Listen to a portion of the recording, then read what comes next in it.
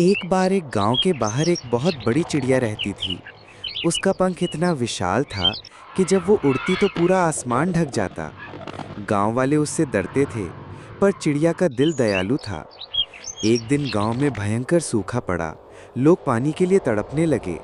तब बड़ी चिड़िया दूर पहाड़ों से पानी अपनी चोंच में भरकर लाई और गांव की झील में डाल दिया।